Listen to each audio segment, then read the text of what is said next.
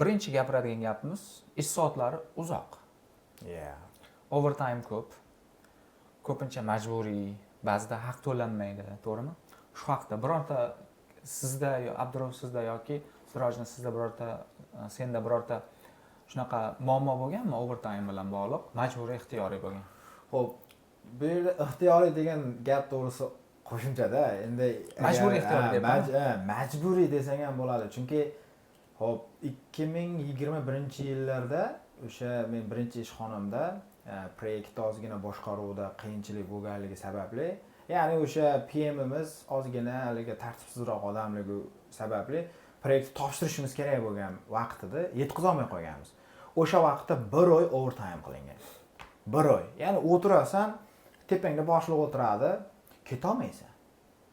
Shu o'tirishing kerak. Ular ash ketguncha yoki tepangda shu nima deydi? Ketaman desang nima bo'ladi?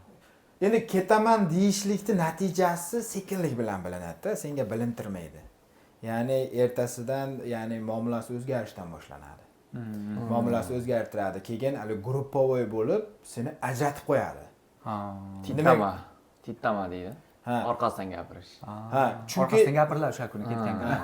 Chunki nimaga bayda agar sen o'sha guruhni tizimiga tushmaydigan bo'lsang, sekin bular senga yomon gapirmaydi, tikkasiga gapirmaydi, lekin senga gapirmasdan azob beradi. Chunki har kuni ishga borganingda haligi bir narsalar qilib yuboraman, bugun zo'r ishlayman, yaxshi contribution qilaman deb borasan-da, lekin sen gapirsang, senga javob kelmasa, уже stress olishni boshlaysan-da. Sen gapirganingda sendaqa paning deydi, sendaqa munosabat bildirmasa, undan ko'rasan, sen ham kayfiyating tushadi-da. Shu bilan bugungi ish kuni tugaydi-da. Yes, chunki energiyaga to'lib boriladi-yu, lekin sen xohlagan javobni olmasang, уже nima deydi, haligi g'alati fikrlar paydo bo'lishni boshlaydi. Haqiqatan men bularga yoqayapmanmi yoki qandaydir noto'g'ri ish qildimmi degan savollar tug'ilishni boshlaydi. Endi keyingi muammolar ham shu muammoni ichida kirib ketyapti. Hierarkiyani borligi piramida sifatida shakllangan jamiyat. Ishxonada ham shunaqa. Sen boshliq ketmasa, ketmayman deyapsan, to'g'rimi? Bu ham hierarkiya deydimi o'zbekchasiga.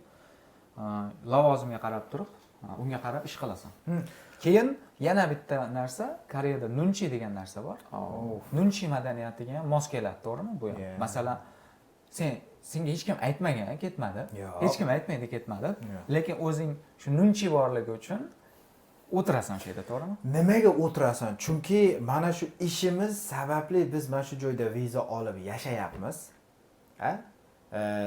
Bu I7 holatida, endi F2 ga o'tilgandan keyin ozgina erkinroq bo'lasan, lekin baribir ham biz o'zimiz mana shu oylikka bog'liq bo'lganligimiz uchun baribir ularni rayiga qarashga majbur bo'lamiz-da. O'sha nunchi deyotganing iloji aytilmadi, ya'ni yozilmagan qoidalar bor-da.